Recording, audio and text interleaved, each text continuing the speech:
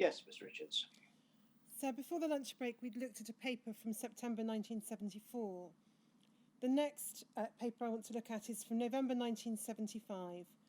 Showing it's PJON 5099_001, please.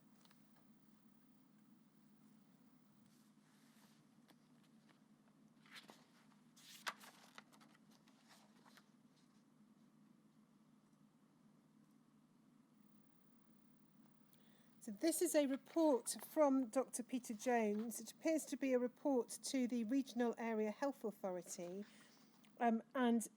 we see a number of similar reports, possibly at approximately 2 yearly intervals, although we don't have all of them, but we have this and one from 1977 and then some later ones. So this is November 1975, and we can see it's a report to the Newcastle Area Health Authority on the use of anti-haemophilic globulin within the Northern Regional Haemophilia Service.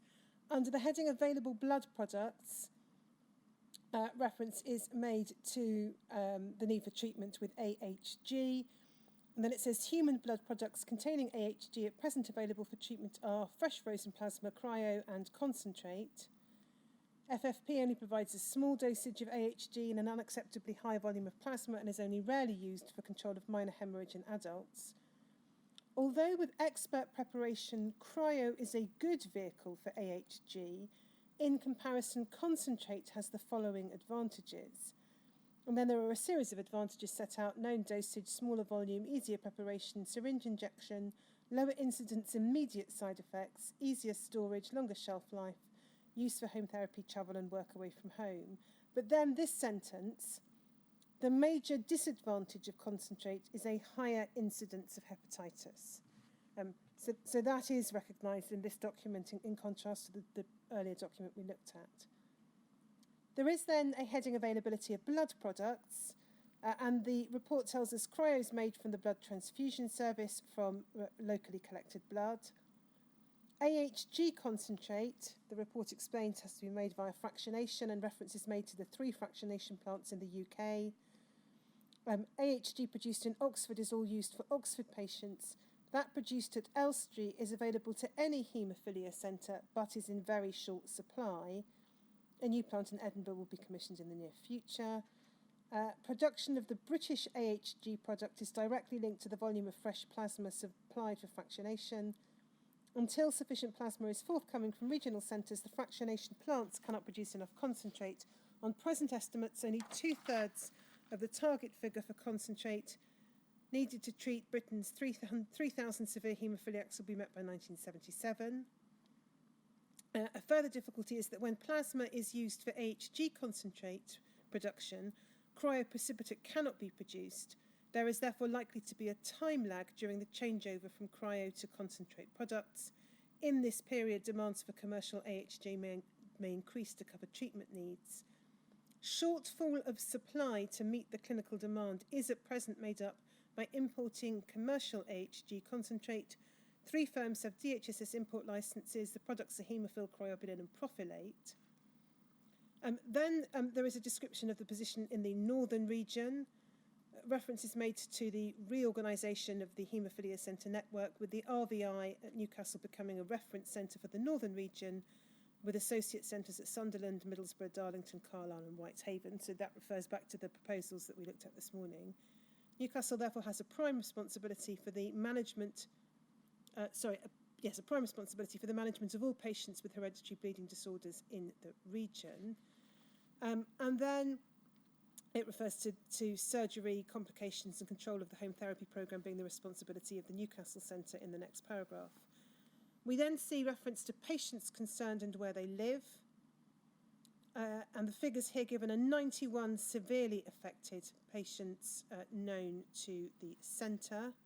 And we see the distribution as between the area health authorities there set out. AHG use in the region, figures for 73 and 74. In 1973, cryoprecipitate, Newcastle, 538,230 units. In the region, 351,610. FFP, 100,000 units. Concentrate, 132,500 units. So we can see there that 1973, cryoprecipitate is in terms of volume, the dominant treatment. If we go to the next page, we can see that remains the position for 1974, but there is a substantial increase nonetheless in the amount of concentrate used. So the figures for Newcastle, 587,230 cryo units, or factor 8 units. For the region, 379,260. The volume for FFP, figures slightly unclear, but looks like it could be 90,000. Concentrate has increased from the 132,000 we saw in 1973 to 432,240 units in the course of 1974. And it said that the approximate number of factor 8 units per severe haemophiliac is 16,430. There's then a comparison in the next paragraph with more generally, and the assertion is made that the northern region figures are in keeping with expert estimates of both the UK and the USA. The report then moves to a description of home therapy.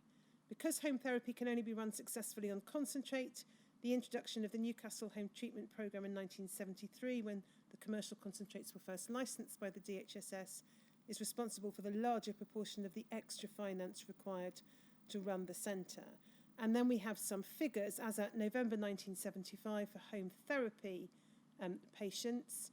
Numbers of haemophilia B patients on home therapy 42, haemophilia A patients 42, haemophilia B patients 1. And then there are various estimates, which I don't think I needed to go through in any detail. And if we look down the bottom of the page,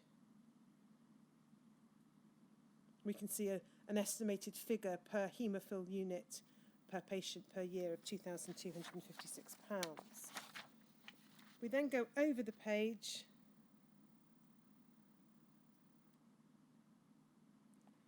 We go in the top half of the page, first of all, please, Seamus. Picking it up 3 lines down, approximately 180,000 of commercial concentrate have been bought in the past year to make up the deficit in BTS supplied 8 products for inpatient use.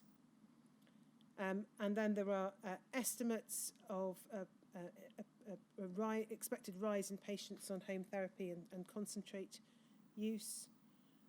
And then ways in which this total may be altered in practice. It says, with all suitable severe haemophiliacs on home therapy, we might expect a decrease in the amount of concentrate required for inpatient use. However, the greatest short-term demand for concentrate occurs when a haemophiliac with antibodies to factor 8 experiences a life-threatening bleed. Dr. Jones says, we prefer to manage our antibody patients, at least initially, with massive doses of AHG. To date, this policy has been effective, but he explains it accounts for 2 periods of increased demand shown on the graph. The subparagraph 2 under that heading, all surgical procedures are at present performed under cryoprecipitate cover in Newcastle. To date, 40 operations, including dental extractions, have been performed in 1975. With the NHS changeover from cryo to concentrate, we may have to cover some surgery with commercial concentrate for a period. This is at present indeterminate. And then there are conclusions, which really are largely concerned with issues of finance. So there's a suggestion of expecting a financial commitment of around £156,000 per year by 1977, calculated on the present DHSS price of commercial AHG concentrate. It's unlikely that NHS concentrate will be available for home therapy by 1977. And then there is a reference as between, in terms of region allocation in paragraph B, the financial commitment should be sought from the Northern Regional Health Authority or from various area health authorities. And then a reference to potential savings in ambulance and hospital time through the home therapy programme. So that gives an indication of product usage in 1973 and 1974 in particular. We still see the dominance of cryoprecipitate, but a significant increase in the use of concentrate, and concentrate only being used for home therapy. If we then move to the 1976 annual return. Showing that should be HCDO 5052_004.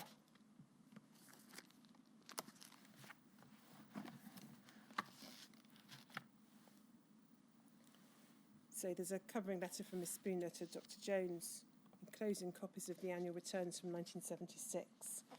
And if we go over the page, we can see, if we go into the top half of the page first of all, Shomik, annual return for 1976, RVI, Director Dr. P. Jones. Total number of haemophilic patients treated during the year, 127. Number with factor VIII antibodies, 9. Number of Christmas disease patients treated during the year, 6. And then if we look at the materials used, thank you, so there's no final figure for plasma. Cryoprecipitate, the number of factor VIII units is given as 689,990. We can see here some NHS factor VIII concentrate being used. It looks like 78,000, or certainly 70-something thousand for 1976.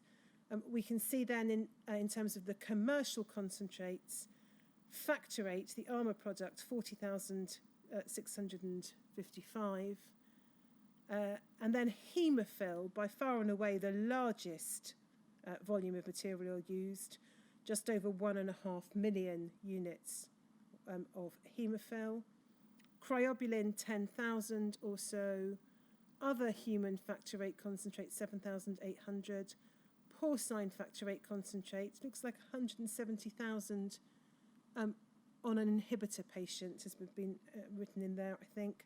And then NHS factor IX concentrate, it's either 56 or 86,400. I think it's 86,400. So we can see still a significant amount of cryoprecipitate, a small amount of NHS factor VIII concentrate, small amounts of factor VIII and cryobuline, very large amounts of Hemophil being used in Newcastle in the course of that year.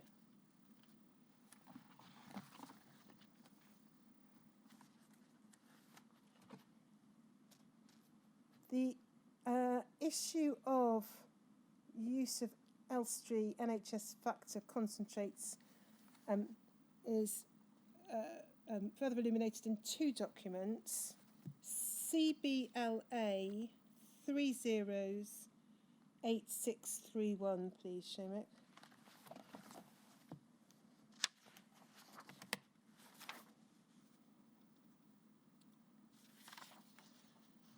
So this is a letter, it's about an individual patient, but it casts some light on Dr. Jones's views of Elstree product versus Hemophil.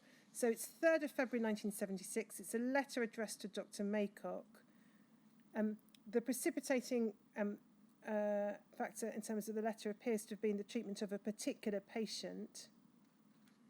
And if we look under the heading Experience with Elstree product, that's the second main paragraph, we can see Dr. Jones explains that difficulty in administration was experienced from the beginning of intermittent treatment with this product, and then various problems are there set out, said to be associated with the Elstree product. Drip was slow and frequently stopped. Skin area around the needle was red. The vein thought to be in spasm. Sometimes the drip could restarted by flushing with saline, but frequently another vein had to be used. Following withdrawal of the needle, it was difficult to secure local hemostasis even after pressure, etc., etc.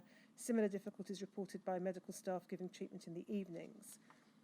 And then under the heading Other Difficulties, in comparison with Hemophil, the Elstree product was more difficult to get into solution, taking a minimum of 15 minutes and usually 30 minutes or longer, more difficult to administer for the above reason, but also because of increased viscosity due to fibrinogen content, and more difficult to give rapidly because of volume.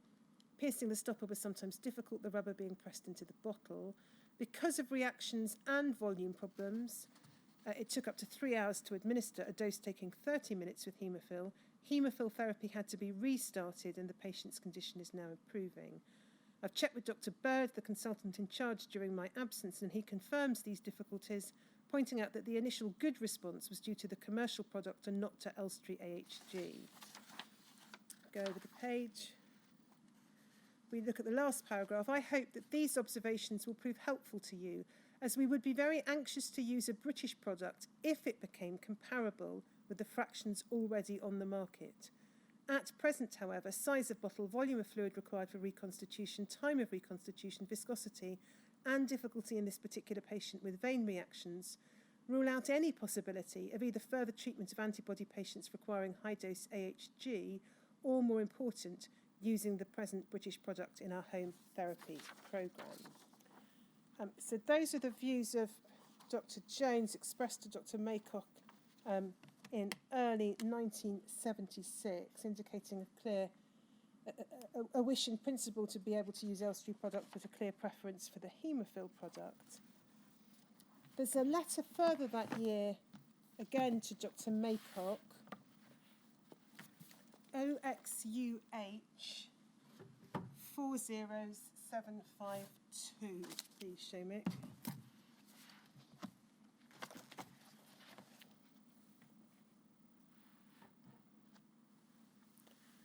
This appears to signal a possible change of mind on the part of Dr. Jones, 1st of July 76.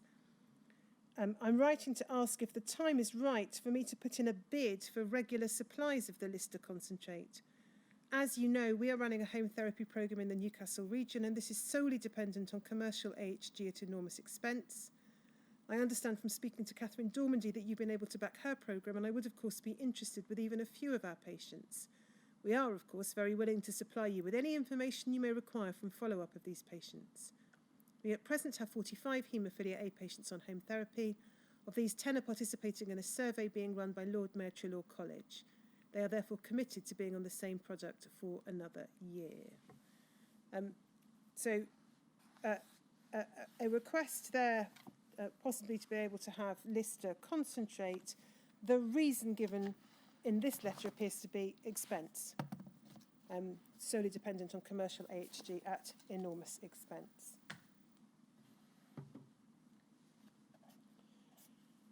If we then move to 1977, we have Dr. Jones' biannual report to the Regional Health Authority, PJON 40100_001, please, Shomik.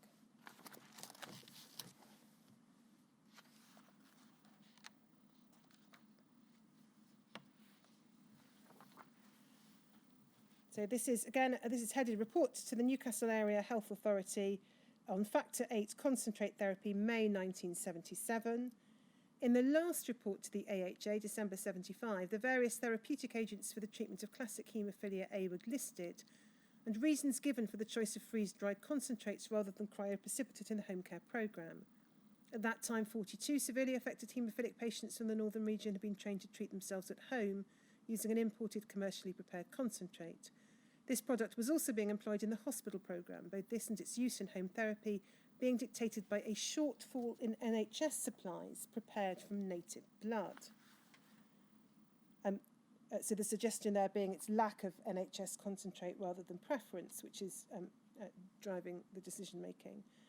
Progress since December 1975, national arrangements made for the collection of FFP by the Blood Transfusion Service for Elstree and Edinburgh have resulted in a modest increase of a good intermediate potency concentrate. This is distributed to haemophilia centres on the basis of figures submitted to the MRC Working Party relating to the numbers of patients treated in the previous year in the region.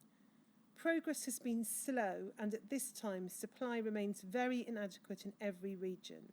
In Newcastle, 150 vials, each containing between 210 and 245 Factor VIII units, delivered each month for the treatment of haemophiliacs in the northern region. This quantity fulfills approximately 20% of the demand.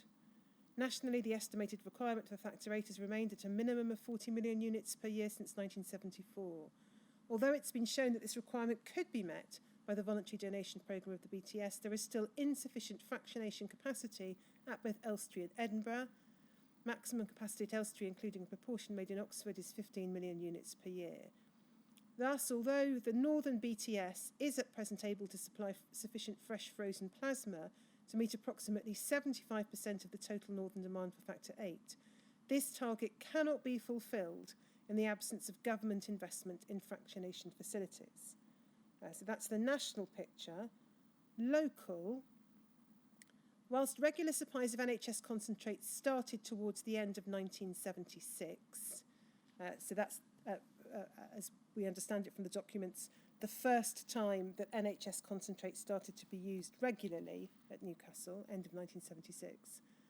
And a continuing supply of locally produced high-quality NHS cryoprecipitate have helped towards hospital treatment of haemophiliacs in Newcastle, there is still insufficient NHS material to reduce the financial burden imposed by the home therapy programme. 65 severely affected patients are now on or starting home therapy, and this is the total present number of Northern patients suitable or willing to participate in the programme. In 75 to 76, the mean number of Factor VIII units per patient per year for home therapy in this region was approximately 19,000. This compares with the national mean of approximately 25,000, and with international means ranging from 35,000 to 129,000. The annual Northern requirement for home therapy is therefore approximately 1.25 to 1.5 million units out of a total annual requirement of 2.5 million units for all purposes. And then if we go to the next page, in the past year, prices of commercial concentrates have fallen from 12p per unit to 8p per unit. The cost per home therapy patient per year at Newcastle is now therefore approximately 1,520. This cost is offset by savings in ambulance and hospital charges. The attached table shows in detail the purchases of commercial concentrates by the Northern region in 76 to 77. At present, only one commercial concentrate, Haemophilia, Travanol Laboratories, is used in Newcastle.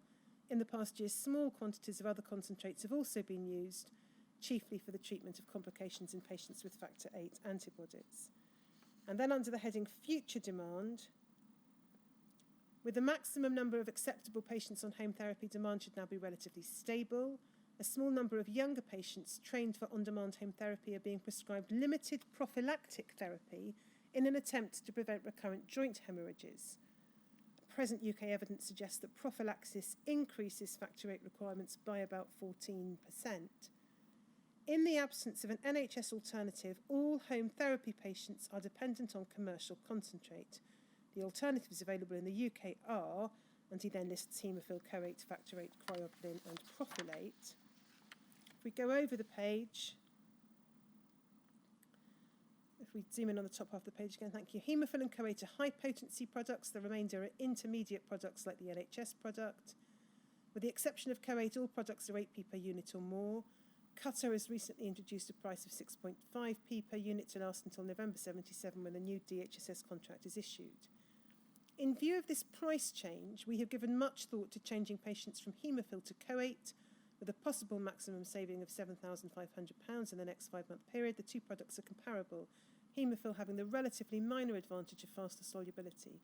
However, we would prefer to continue to prescribe Haemophilia for the following reasons, and 3 reasons are given. The first is that it's issued in a home care pack tailored to the needs of our patients. Second, we are reluctant to start to change long-term home therapy patients to a new product to take advantage of a probable temporary advantage in price.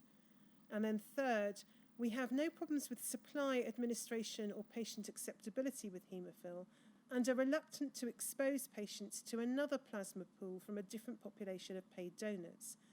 Having weathered an outbreak of serum hepatitis with Haemophilia, we do not want to increase the theoretical chance of further infection. And then if we go to the next page, before submitting this report, we talked with Travanol in order to try and achieve a comparable price reduction for the Northern region. Although no such specific price reduction was forthcoming, Travanol have expressed their willingness to meet officers of the AHA to discuss their total service to the area with a view to agreement of overall contract terms and cost effectiveness. Haemophilia could thus be viewed in the context of total expenditure / savings on Travanol products and services. That's a quote from Travenol. And then Peter Jones's comment is, it's not within our competence to comment on this statement. Conclusions then, northern requirement for factor VIII is approximately 2.5 million units per year. About 50% of this requirement is at present met from commercial sources, most being used for home therapy, with a small quantity for the treatment of factor VIII antibody patients and complications. 2, there is no likelihood of total NHS supply in the foreseeable future. 3, the permission of the Newcastle AHA is required in respect of continued prescription of Hemophilia in preference to Co-8, at least until November 1977. And then if we go over the page, we can see the table that is referred to in the body of the report. Again, if we zoom in on the top half of the page, so 1976 to 77 anti-haemophiliac factor VIII, we can see the figures of Hemophilia used per month. If we go down just a little bit further, please, Shumik. There's a total usage of 1,395,550 total units, with a cost of 160,000. At a cost of 160,000 odd pounds. And then we can see the purchase of cryobilin. So some purchased in November, a small amount, 2,592 units.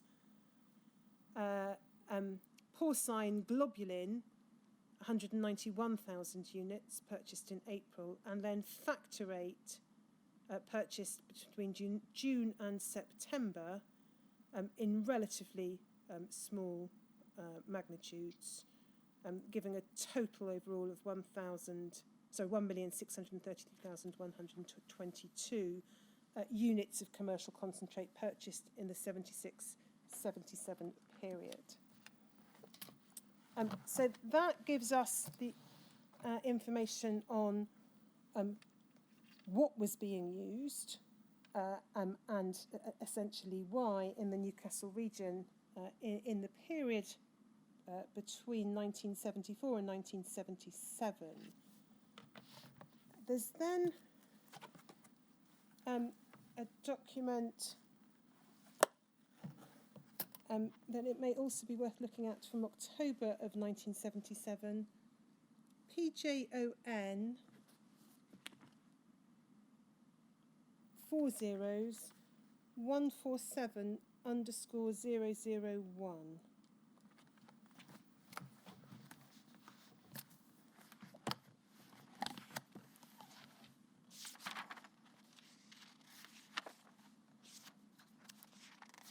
So this is authored by Dr. Jones. It's entitled Seminars in Haematology, October 1977. And the specific article authored by Dr. Jones is Developments and Problems in the Management of Haemophilia.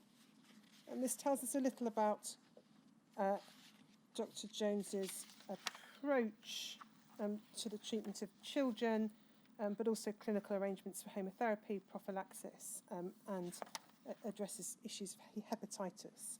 So if we pick it up on page 3, please, bottom of the page.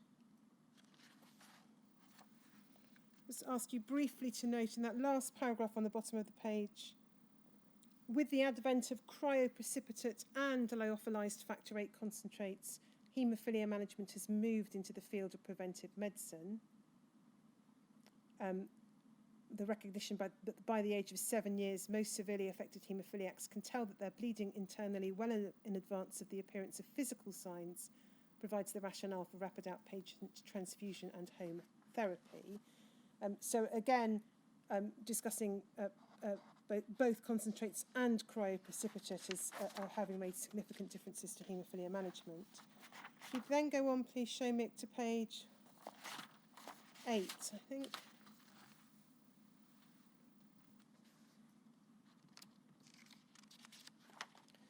There is a discussion of side effects of factor VIII blood product transfusion. Hepatitis. The introduction of commercial factor VIII lyophilized concentrates into the UK in 1973 was followed by at least 3 separate outbreaks of hepatitis amongst haemophiliac recipients, both hepatitis B and non-B varieties being implicated.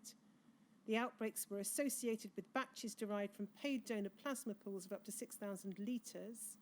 tested for HB antigen by counter-migration electrophoresis, more sensitive testing using RIA of one of these batches, and of a further 13 batches revealed HB antigen positivity in 8 of the 14.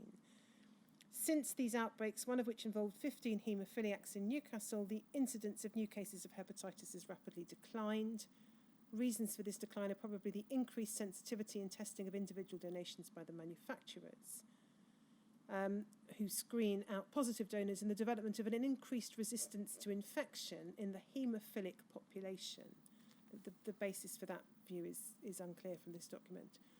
While we disagree with the suggestion of Krask et al. That commercial concentrates be reserved for the treatment of life-threatening bleeds and to cover major surgery, there is still sufficient material from voluntary donation programs to meet everyday requirements, and improved screening of paid donors has resulted in a fall in the incidence of HB antigen-positive plasmapheresis subjects. It is our practice to restrict young children and mildly affected haemophiliacs to cryoprecipitate therapy. So Dr. Jones is saying in October 1977 that is his practice, to treat young children and mildly affected haemophiliacs with cryoprecipitate. And then it says, more worrying than these visible outbreaks of infection, which were expected because of the large donor pools needed for source material, are the possible long-term effects of frequent transfusion therapy with lyophilized concentrates. Several viruses may be involved in post-transfusion hepatitis, among them cytomegalovirus and probably other as yet unidentified hepatitis viruses. Whether or not repeated exposure to these or other agents will result in a rising incidence of chronic liver disease remains to be seen, but the haemophilic population at risk should be regularly screened for evidence of subclinical abnormality. And then he refers to findings of CASPR in the US, patients without overt hepatitis but with an enlarged liver or spleen or both, and others with some disturbance of hepatic function. And then if we go to the next page, second paragraph, other side effects. Although transitory allergic reactions are commonly experienced with cryoprecipitate therapy, they are easily controlled with antihistamines. It's our practice to give Piriton intravenously with each dose of cryoprecipitate. Also associated with plasma and cryoprecipitate therapy is acute allergic pulmonary edema, which, if not recognised and energetically treated, may be lethal. We've had experience of 4 cases, one in a girl with von Willebrand, all of whom rapidly responded to intravenous hydrocortisone and furosemide. The key to the condition is provided by a chest radiograph, etc., etc. So there, a further discussion of side effects, picking up on your observations this morning. Transitory allergic reactions in relation to cryo, common but easily controlled. A more acute reaction that can be associated, he says, with both plasma and cryoprecipitate, but which can be recognised and energetically treated. If we go over to further pages,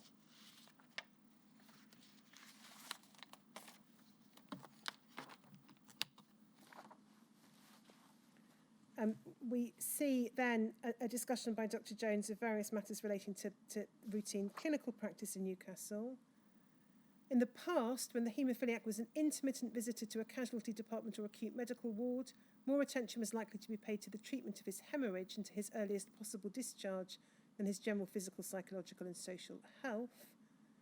With increasing awareness of the possible subclinical effects of haemophilia, among them chronic liver disease secondary to multiple transfusions, renal damage and hypertension, and abnormalities of cerebral function, etc., etc., and the knowledge that increasing longevity will be accompanied by the disorders associated with aging, it is clear that regular follow-up is essential. And he sets out his view that it's better for follow-up to be the responsibility of the Haemophilia Centre. And then if we go to the next paragraph, he says this: the routine in Newcastle is to try to see each severely affected child once every 6 months, and moderately and mildly affected children and severely affected adults at least once a year. And then he explains what that process will involve: reviews of haemostatic and general history, social review, general physical examination, physiotherapy examination, hematological and biochemical profile, when this has not already been performed in association with the home therapy programme, includes a full blood count, serum iron and transferrin estimations, blood urea, liver function tests, screening for hepatitis-associated antigen and antibody, etc.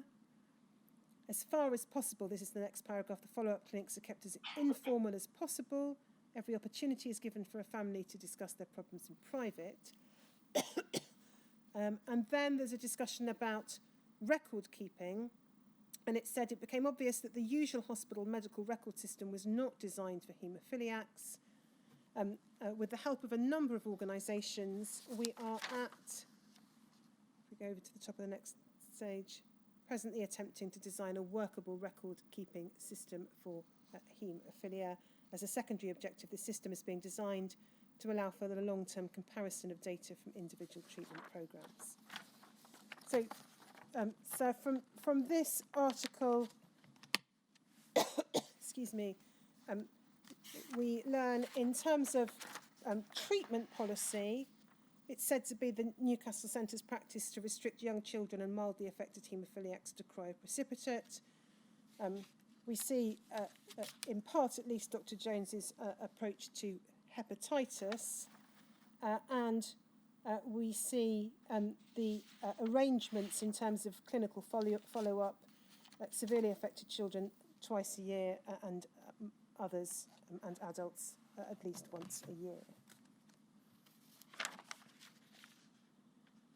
So the next set of annual returns that we currently have is for 1983, but before we look at them, I just want to examine in a little more detail some documents relating to the Newcastle Centre's home therapy programme, because it's clear that that accounted for the very significant usage, or a large part of the very significant usage of commercial concentrates that we see in the Newcastle Centre.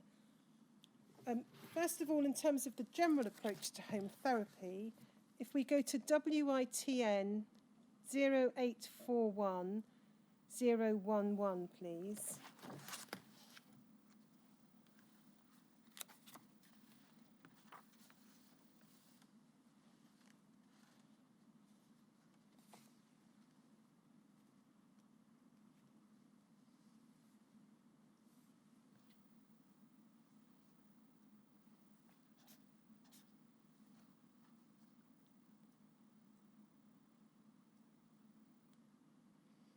So this is an extract of papers delivered at the World Federation of Haemophilia Third European Regional Congress held in London, April 1976.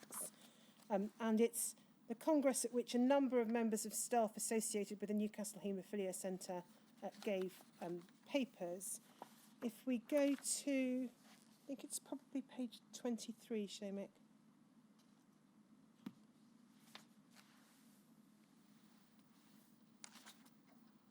Yeah, so this is Sister Maureen Ferns.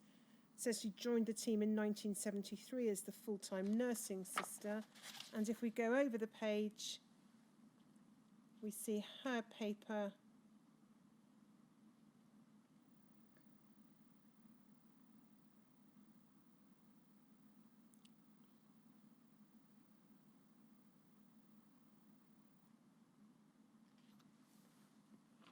The next page.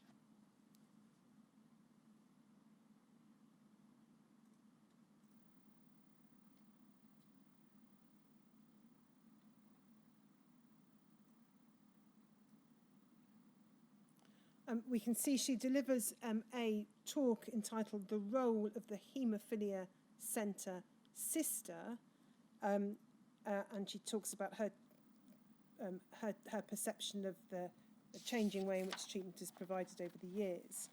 If we move on 2 pages, please, Seamus.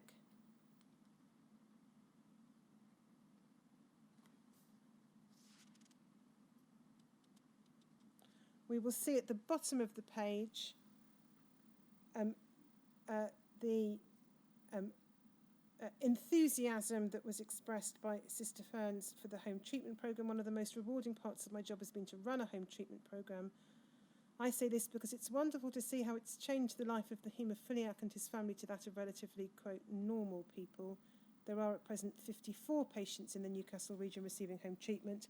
And if we go to the next page, we'll see the suggested criteria for home treatment. Patients should be over 6 years of age, have suitable veins, bleed frequently enough to warrant the training and expense involved, have a stable personality, have a capable relative or friend who will be present during injections, have no history of chronic drug dependency. In addition, the home should contain a telephone and a reliable refrigerator. So the first of these, over 6 years of age, there are slightly different ages given in some of the papers. Some suggest over 4 or being 5.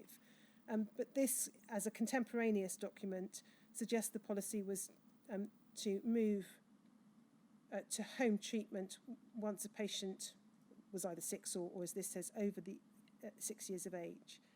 It would follow from that, given what we've seen from Dr. Jones's reports, that children, certainly from the age of 7, if not younger, would have been receiving concentrates, commercial concentrates, on a regular basis as part of their participation in the home treatment programme.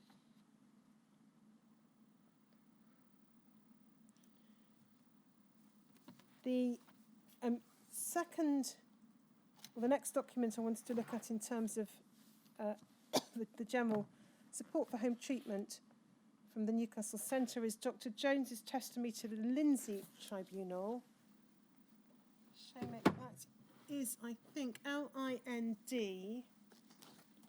40312.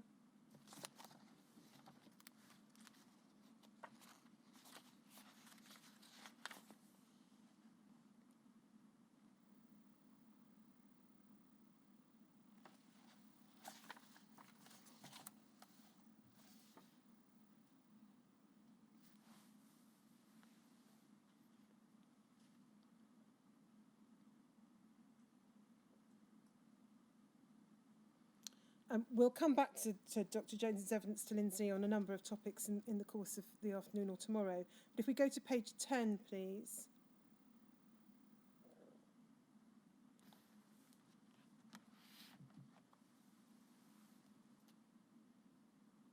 There's just a short passage. It's about 12 lines down or so, where the question is, and in terms of home therapy and prophylaxis, how was that organised? Well, by consent, we decided to centralise home therapy and prophylaxis, and the reason was twofold. Firstly, we were dealing with very expensive treatment, and we thought that by centralising the control of home therapy and prophylaxis, it would be far easier to audit that treatment. And the second main reason was because of what we knew already about hepatitis, we wanted to ensure that we were doing no harm to patients. And that meant very fundamental follow-up, which was regular and understood by everybody and properly audited. So we thought that by centralising home therapy, keeping the records properly and following regularly all the patients within the Newcastle Centre, that would be the sensible thing to do. So you will see there 3 points. Firstly, clear statement that home therapy was centralised from Newcastle, so under Dr. Jones, rather than being administered in any of the associate centres of the Newcastle region. Secondly, one of the reasons for that process was because of, as Dr. Jones says, what they knew already about hepatitis, wanting to ensure very fundamental follow-up, as he put it. And the third is reference there to prophylaxis. And it is clear from the materials we've seen that there were elements of prophylaxis as part of the Newcastle home therapy programme in the 70s and 80s, in contrast to what we have heard in relation at least to some other centres, which suggested that there was not enough concentrate to structure home therapy on a prophylactic basis. If we can then, please, Seamus, have, and this is still all under the heading of home therapy, TYWE 5029.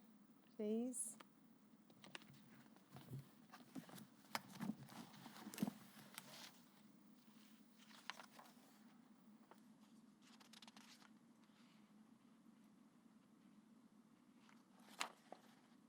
This is a letter stamped as received on the 16th of August 1974 to a Dr. Sackwood.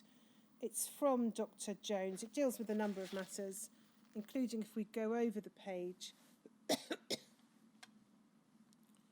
the use of factor concentrates. And we see reference to cryobilin and Hemophilia being licensed products, and as being ideal for home therapy and also useful as a backup supply to cryoprecipitant fresh frozen plasma. At that point in time, so August 74, 23 patients on home therapy using Hemophilia. But if we then go on a further 3 pages, please, we can see a document all about home therapy. So this appears to be some form of home therapy policy for the Newcastle Regional Haemophilia Service. It's addressed to the patient. We can see that from the first paragraph. You are about to start treating yourself at home. There's then a list of the kit that's provided. If we go further down the page, the indications for home therapy should be given in the event of bleeds into joints, bleeds into muscles, etc., etc. And then bottom of the page, home therapy by itself is suitable for uncomplicated joint and muscle bleeds and from bleeding from cuts which do not require stitches. In the event of any other bleed, and there's reference to the bleeds listed at 3 to 6 above, you should contact the centre as soon as possible. If we go over the page, there's a detailed description of the method for giving concentrate. So you may recall that we saw during the presentation on the Birmingham Haemophilia Centres a document, a similar guide given to patients for using cryoprecipitate by way of home therapy, and it may be instructive to compare the two descriptions and processes, because well, you'll see if you read through this, it's not necessarily a particularly simple and quick exercise that's being described. But in any event, if we go to the next page, please, Shomik, bottom half of the page, we can see what's said in relation to risks of infection is this. There's a very real danger of infection from used syringes and needles, and cases in which serum hepatitis have been caught by other members of the family are known. All equipment must be kept out of the reach of children, and syringes must never be washed out and given to children for use as water pistols. Even the most careful washing will not remove the virus responsible for the disease. Allergic reactions, these are rare with concentrate, but if they occur, an injection of Piriton should be given. Record keeping, please keep a record of all treatment. Further supplies will only be issued on return of the record book to the centre. If for any reason a dose is made up and not used, this should be recorded. And then over the page, we see the information that is supposed to be recorded by the home therapy patient: batch number, expiry date, date and time of treatment, dose given, reason for treatment, difficulties in treatment, side effects, measures taken to deal with side effects, and effectiveness of treatment. And then there is advice in relation to storage in a fridge. And the date of the document is November 1973. So we see there a risk being given of, a warning being given of the risks of infection from syringes and needles to others involved, but not otherwise they're described in terms of the potential risk to patients from the product itself. If we then go, please, to PJON 40142_001.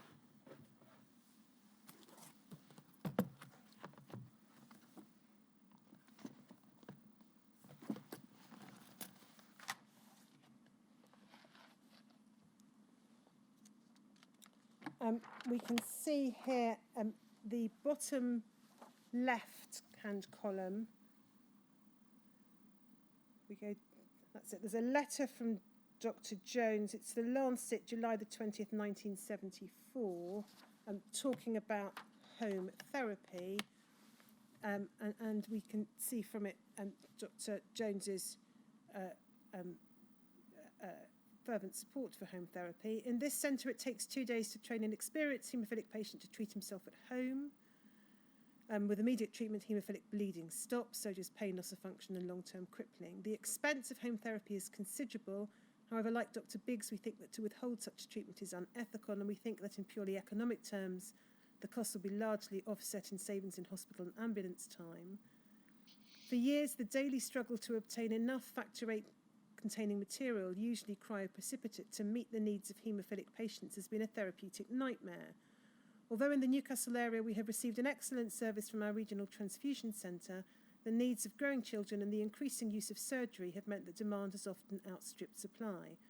Like Lord Mayor Treloar College, we have had to turn to other centres for help. But in spite of this, we know that some patients, particularly in the periphery, still receive suboptimal treatment during acute bleeding episodes. It's now thankfully rare to read words like cruel, deprivation and misery applied to the care of the physically handicapped in the United Kingdom. The majority of haemophiliac patients only become physically handicapped because of inadequate treatment over the years. With adequate supplies of factor VIII concentrate, there can be no excuse for this. The resources must be made available. It's not clear there whether he is talking about resources in terms of commercial concentrate, NHS concentrate, or both. But in any event, that's Dr. Jones's letter. If we then go to OXUH 303735.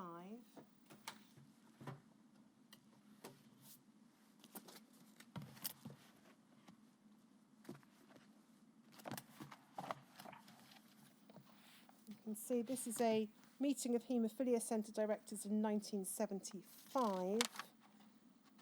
And Dr. Jones was present. He's listed on the second page. We needn't go to that. But if we could go to page 11, please, I think. Shomek. That's it. We can see what's being said about a study of home therapy at the Haemophilia Centre directors meeting. There's reference to Professor Ingram organising a study of home therapy at St Thomas's in Oxford. And then Dr. Jones asked the meeting some questions, which were answered by show of hands. 25 centres were now using home therapy. At 20 centres, commercial concentrate was used for some part of the home therapy programme. At 2 centres, British NHS concentrate was used. And at 12 centres, some cryoprecipitate was used for home therapy. At 26 centres, commercial concentrate was used for some hospital treatment. So, again, inevitably, as with any document, a snapshot, but an indication that two things. First of all, commercial concentrate clearly in wide use for home therapy programmes in a number of centres by the mid-1970s, but also that cryoprecipitate, contrary to the evidence you've heard, sir, from some clinicians, appears to have been regarded, certainly by 12 centres, as, on this show of hands at least, as suitable for home therapy to some extent at least.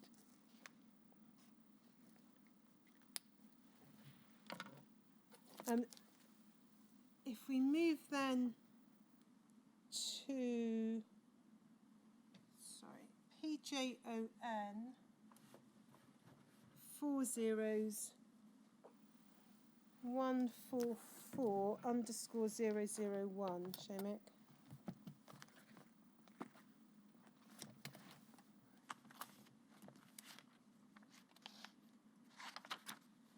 Yes, so we can see a slightly more formalised survey, it would appear. This is a publication by Dr. Jones in 1976. Excuse me. It's the proceedings of the World Federation of Haemophilia Congress in 1976. And Dr. Jones's paper is entitled Hemophilia A, Home Therapy in the United Kingdom. And he refers to there having been a questionnaire by UK HCDO on the practice of home therapy. Just wanted to show you the right-hand column 5 lines down, we can see there, in response to this survey, 13 of the centres in the survey used cryoprecipitate in their home therapy programme. In 4 centres, it was the sole product used. You see that's a right-hand column about 4 lines, second line down from the top of the screen. The remaining centres relied on freeze-dried concentrates, mostly imported under government licence by pharmaceutical companies and prepared from large pools of plasma obtained from paid donors. And then we can see the table there set out. A blood product used in a number of centres as at February 1976, and we see 13 centres using cryoprecipitate.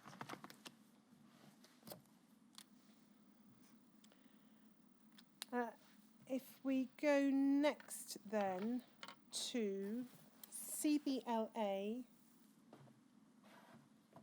40798.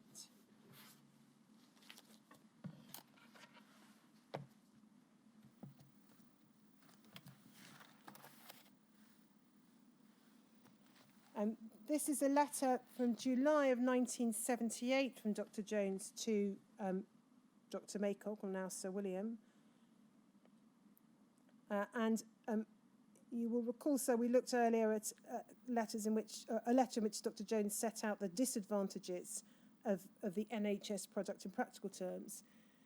Here he says, at the last meeting of the Haemophilia Centre directors, the question was raised as to whether the NHS would be prepared to produce a home therapy pack similar to that used by commercial companies.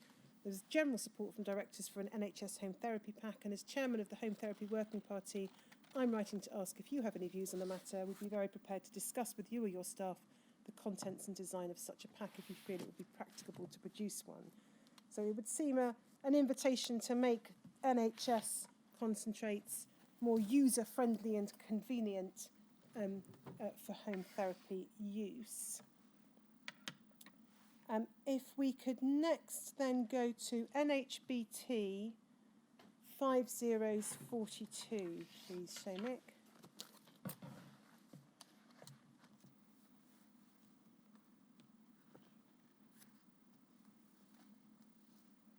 NHBT 5042.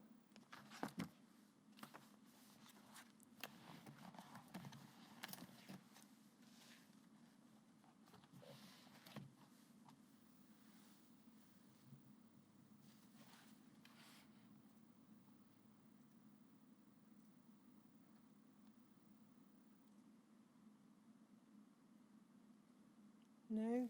I wonder if I've got the wrong reference. If you just give me a moment. Rachel, can you see if you can find an alternative reference? Minutes of the meeting of the Home Therapy Working Party, 11th of October 1978.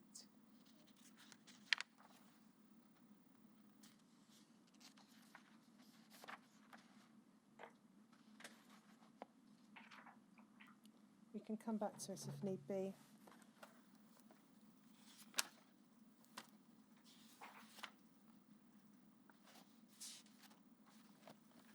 Whilst we see if there's an alternative reference, I can just read out, I think, in any event, the salient paragraphs. It's not a document we need to look at in detail.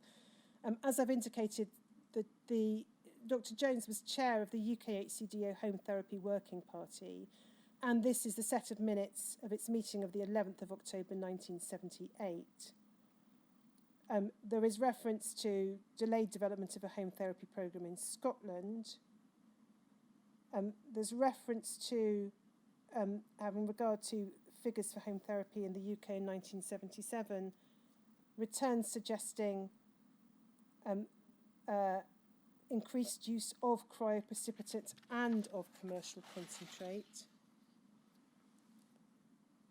And then in relation to the letter that we just looked at to Sir William Maycock, Dr. Jones reported that he'd not received any reply from Sir William about the suggestion for an NHS home therapy pack.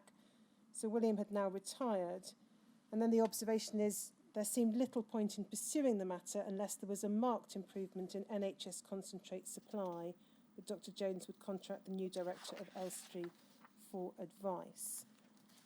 Rachel, have we got a different reference? No. Well, I might come back to that, sir, then, either after the break or tomorrow, because there's a list of long-term consequence of using concentrates in home therapy and prophylaxis that I would want to put on screen. So I'll see if we can get a copy of that available for the hearing room. And if not, I can come up after the break, or if not, I can come back to it this afternoon. Tomorrow. Dr. Jones produced a handbook in relation to home therapy in the course of 1978. I'm not proposing to go to that now, but invite you to note that. And then, Shamit, could we try PRSE 301329?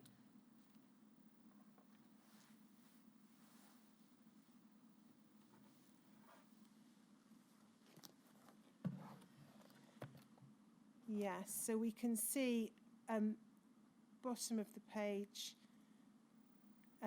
It's June 1978. It's a report on Haemophilia A home therapy in the United Kingdom, authored by Dr. Jones, Sister Ferns, Dr. Forbes and Dr. Stewart, who were the members of UKHCDO's Home Therapy Working Party. And we can just see, I think the summary and conclusions will probably suffice. Data on home treatment for patients with Haemophilia A compiled for 1975 and 76 from questionnaires answered by directors of haemophilia centres, 48 haemophilia centres in 1975, 71 in 1976. The number of patients on or in training for home treatment increased from 267 to 488 in the 2 years. Obviously, this is the national picture. And a further 241 haemophiliacs were considered suitable for home therapy by the end of 1978. Apart from a small but increasing number of haemophiliacs on prophylactic treatment, most patients were on a low-dose on-demand regimen.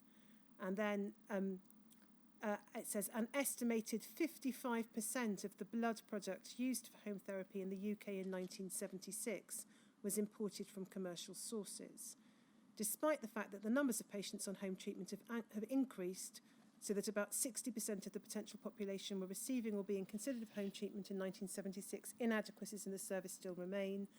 In some centres, follow-up is clearly inadequate. About 15% of patients still rely on cryoprecipitate, so this is as at 1978. We can see cryoprecipitate still being used for home therapy. And too little money has been invested in making the NHS self-sufficient in Factor VIII production. So that's, again, an overview of the national picture being provided by Dr. Jones's Home Therapy Working Party.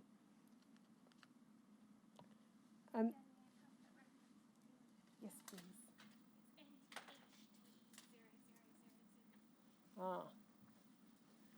Sorry, I mistranscribed it. I think. Seamus, could we go then to, let's try this instead of what I gave you earlier, NTHT 5042. Thank you, Rachel. So my apologies, I've written down the reference wrong.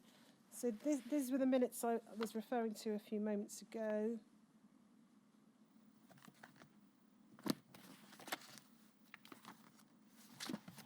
And we see the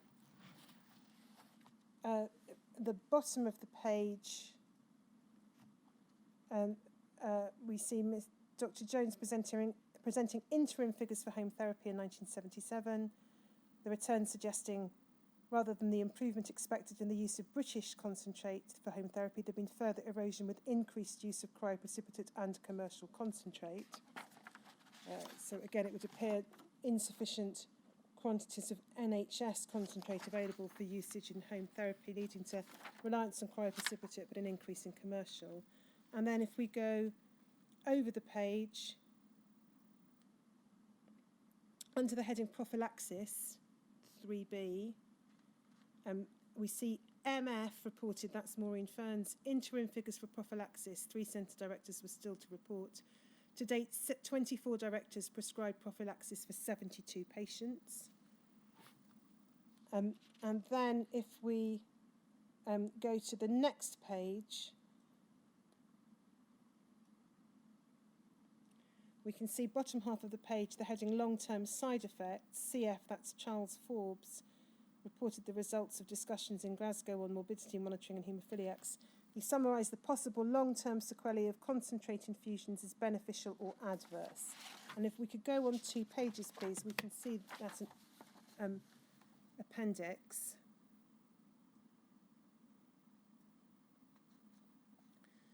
So long-term sequelae of infusion of concentrates in home therapy and prophylaxis. Beneficial, cost, a study of cost/benefit of home therapy, and we can see a number of factors set out: reduction of number of bleeds, number of admissions, number of days in hospital, etc. And then, somewhat curiously, under a heading which is beneficial, increase in complications, carriers, jaundice, amyloid, isoimmunization, and renal complications. So an identification of an increase in complications in terms of jaundice. And then if we go over the page, we see adverse, long-term sequelae of infusion of concentrates, liver, LFTs, bilirubin, albumin, globulin, alkaline phosphates, enzymes, etc., and then various other sequelae identified.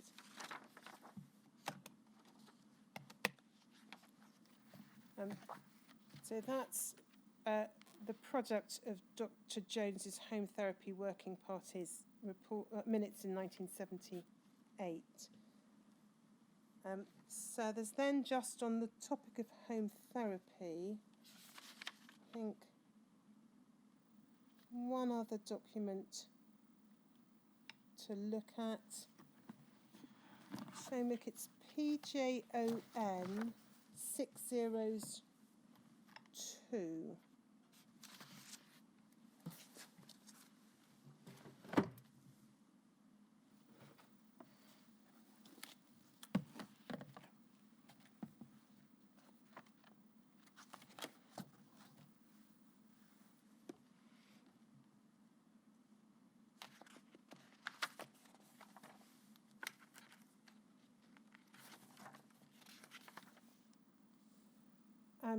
This is a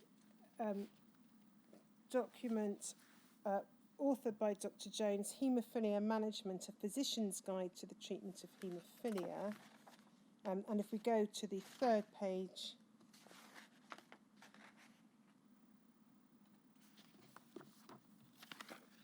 we will see the date, bottom of the page, 1979.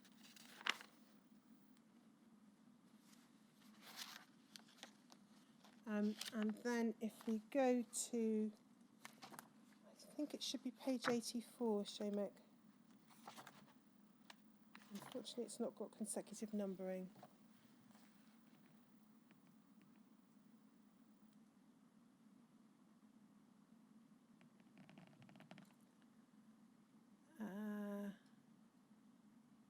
Yes. So if we just zoom in a little closer,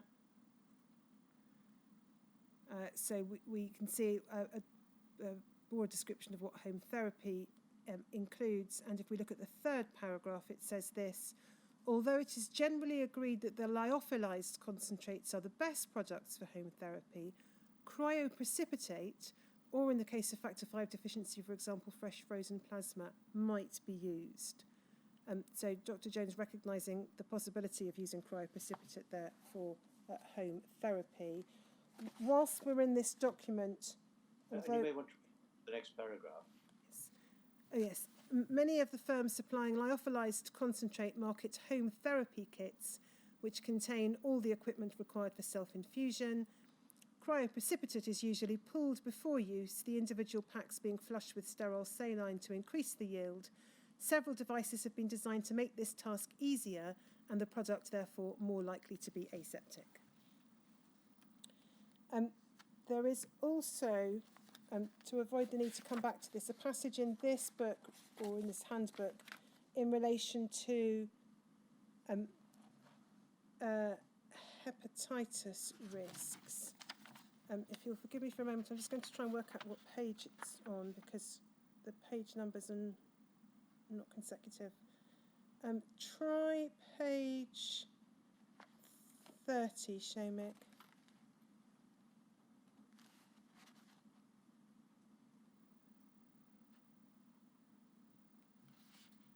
If we go 2 pages further on,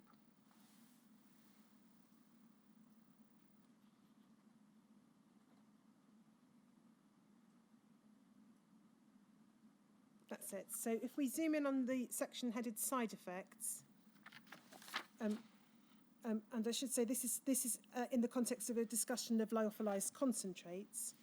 Side effects. Immediate side effects are extremely rare, especially with the high purity products. Intermediate purity products occasionally produce allergic type reactions. High dosage occasionally results in hemolytic reactions, etc., etc. And then this. Although most commercial plasmapheresis donations are now screened for hepatitis B antigen by RIA or other sensitive methods, all concentrates prepared from large donor pools carry a greater risk of serum hepatitis and possibly other disease transmission than cryoprecipitate. They should therefore be reserved for the treatment of severe haemophilia A in older children and adults. Cryoprecipitate is the material of choice for young children and patients with mild haemophilia A. So that's to avoid coming back to this document when we look in a little while at hepatitis risks in more detail, and you will see what's set out there in this guide from 1979.